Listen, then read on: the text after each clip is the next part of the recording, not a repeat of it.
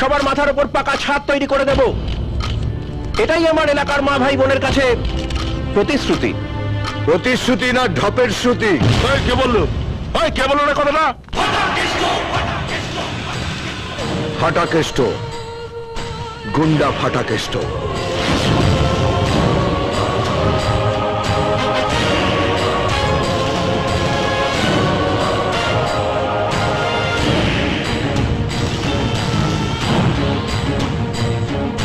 17 বছর ধরে অনেক বাতেলা দিয়েছেন, আর দেবেন না। আগুন থেকে বেঁচেছে, এবার বদ হজমে মরবে। তোমার যদি আমায় কিছু বলার থাকে তাহলে আলাদা বলো। আমি জানি আপনি একটু আড়ালে আবডালে কথা বলতে ভালোবাসেন, কিন্তু এখন থেকে যা কথা হবে সবার সামনে হবে। কি চাও? একটা সত্যি কথা, যেটা আপনি বগলের তলায় লুকিয়ে রেখেছেন, এবার বগলটা তুলে দেখিয়ে দিন। আপনার বুগনিতে বিশ্বাস করে এরা যদি এখান থেকে চলে যায়, তাহলে আপনি এই জায়গাটা প্রমোটারের হাতে তুলে দেবেন। এটা তোমার মন গড়া কথা? এটাই আপনার বগলের তলায় লুকিয়ে রাখা সত্যি কথা। ফাটাকেষ্ট, গুন্ডা ফাটাকেষ্ট, যে এত বছর ধরে এদের ভোটগুলো নিয়ে আপনার পকেট ভরিয়েছে, যাদের জন্য শালা আপনি রিক্সা থেকে লাল বাতিওয়ালা গাড়ি চড়ছেন, আর আজ আপনি ওদেরই উচ্ছেদ করার জন্য ওদেরই বস্তিতে আগুন লাগাচ্ছেন। 6 জন মারা গেছে, অনেকজন আহত, তার মধ্যে আমার ছেলেটাও আছে। আর এর সবকিছুর জন্য দায়ী শালা আপনি। খেলা জমে উঠেছে, ফাটাকেষ্ট ভার্সেস মন্ত্রী। কোনো প্রমাণ আছে? কি আছে কোনো প্রমাণ? আমি আমার লোক দিয়ে এদের এখানে আগুন ধরিয়েছি।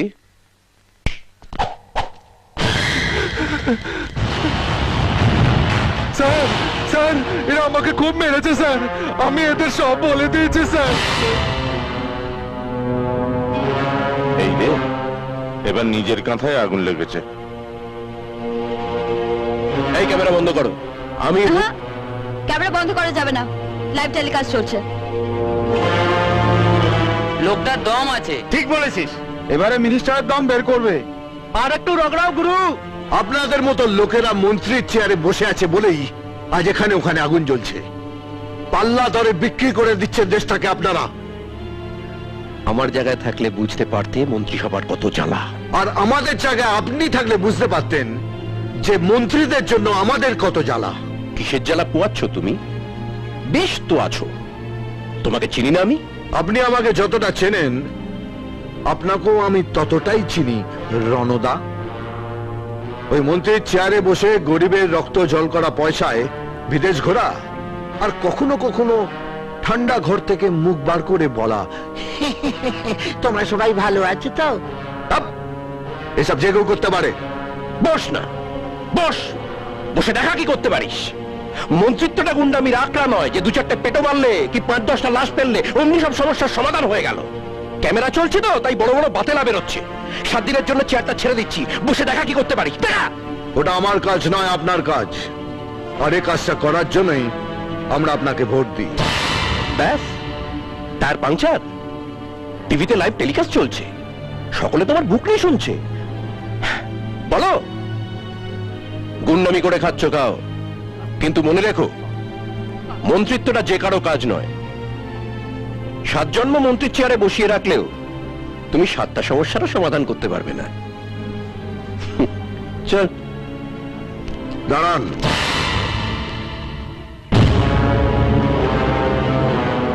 সাত জন্মে নয়, এই জন্মে মরার আগে আপনার কাছ থেকে 7টা দিন নিচ্ছি। এই 7টা দিন আপনার চেয়ারে বসে দেখতে চাই সমস্যার সমাধান হয় কিনা। দিন আমাকে। খেয়েছে, এতক্ষণ তো কাছা ধরে টানছিল, এবার দেখছি চেয়ার ধরে টানছে। চলুন দাদা, আমাদের দেরি হয়ে যাচ্ছে। ওর একটা পাছায় দে।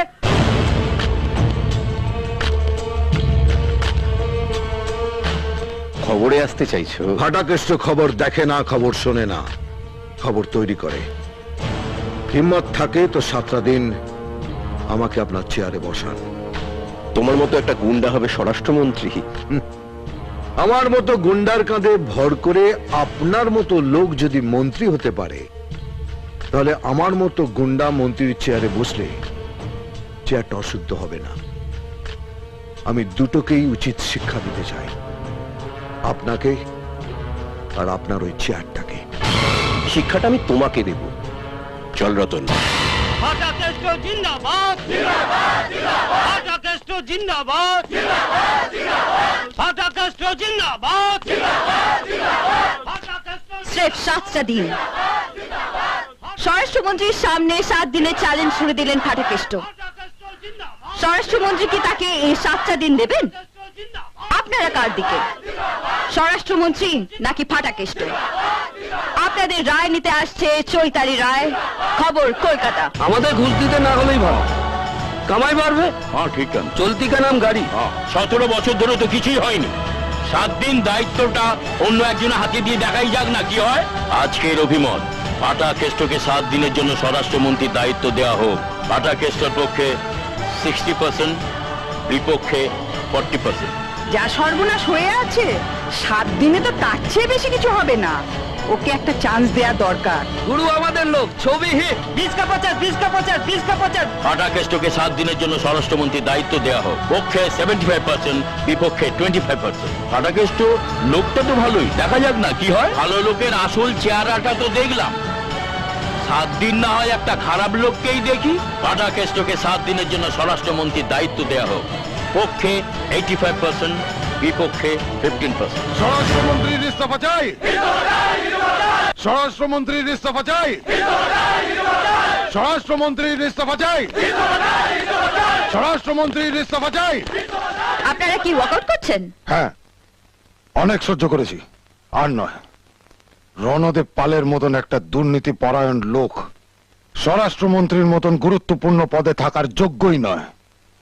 আমরা চাই একটা ক্লিন গভর্নমেন্ট, সেফ গভর্নমেন্ট। স্বরাষ্ট্রমন্ত্রীর ইস্তফা চাই, স্বরাষ্ট্রমন্ত্রীর ইস্তফা চাই। বিরোধী পক্ষের দাবি ক্লিন গভর্নমেন্ট, সেফ গভর্নমেন্ট। আর সাধারণ মানুষের দাবি ফাটাকেষ্টকে 7 দিনের জন্য স্বরাষ্ট্রমন্ত্রীর দায়িত্ব দেওয়া হোক। 7 কাণ্ডের নেতা রণদেব পাল, তিনি কি বলেন? উত্তরের অপেক্ষায় চৈতালি রায়, খবর কলকাতা। কি শুরু করেছেন কি আপনারা? গুন্ডা ফাটাকেষ্টর হয়ে জনমত তৈরি করছেন? কে বলছেন? তোমাদের বাঁচার মরা যার হাতে, রণদেব পাল, হোম মিনিস্টার।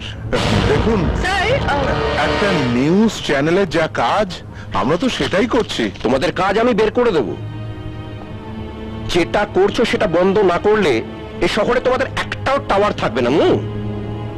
চ্যানেল বাঁচাতে চাইলে আমার বদনাম নয়, গুণগান করো।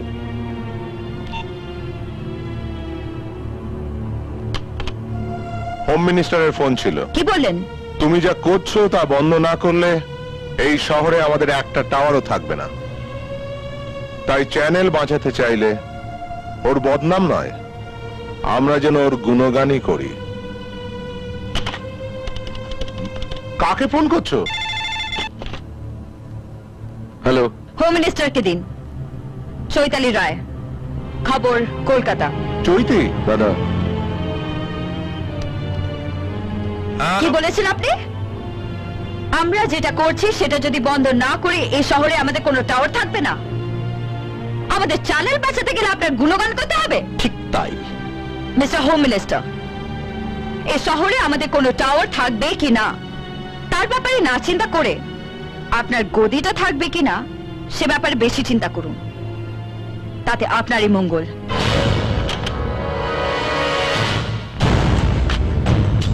ফাটাকেষ্ট দেখছি মিডিয়াকে ভালোই হাত করেছে। রতন দাদা, দুর্জয়কে ফোন লাগা। আচ্ছা, এটা একটু বাড়াবাড়ি হয়ে যাচ্ছে। রাজনীতির সঙ্গে লড়াই করা সাংবাদিকদের কাজ নয়, বরং রাজনীতির গুণগান করাই সাংবাদিকদের কাজ। সাংবাদিকতার এই চ্যাপ্টারটা আমার পড়া নেই। আমার কাছে সাংবাদিকতা একটা লড়াই, আর আমি সেই লড়াইটাই লড়তে চাই। তোমার এই লড়াইয়ে তুমি কাউকেই পাশে পাবে না চৈতি, এমনকি আমাকেও নয়।